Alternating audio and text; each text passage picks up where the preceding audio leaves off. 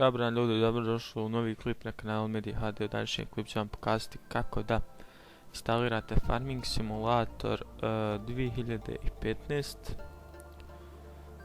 kao ovaj ovdje. Prva stvar što će vam biti potrebna je neki torrent downloader. Ukucat ćemo u torrent, recimo koji ja koristim, link ćete imati u deskripciji.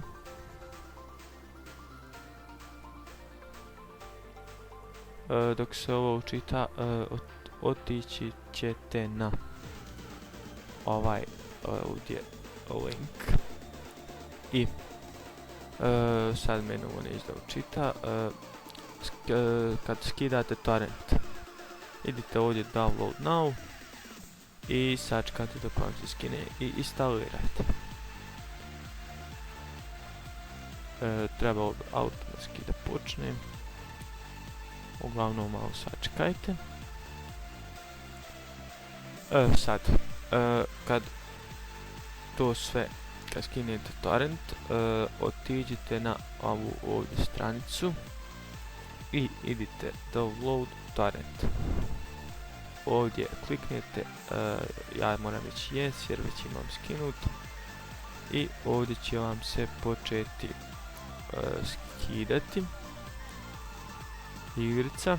Inače piše 3D Game Farming Simulator 2015 i neka verzija. I kad vam se skine, uđete na njega i dobit ćete ražavan file. Uđite na taj file, vratite se jedan korak, idite extract to desktop i sačekajte dok se ekstraktuje. To zavisi od vašeg kompjutera. I kad se ekstraktuje, možemo ovo sve pozatvarati. Na primjer, vama će biti na desktopu, vidite kao što je kod mene isto. Mada sam ja premjestio u igrice, idete tu gdje ste ga ekstraktovali i ovdje imate Farming Simulator failove, odnosno nećete ga trebati ni instalirati dok ne izađe neki novi link, poslat ću vam. I potrebno je da znate koji sistem imate, a negdje ćete ovamo gore imati potrebnu specifikaciju kompjutera za farming. Uglavnom idite desni klik na ikoncu od kompjutera i ovdje vam piše koji vam je sistem.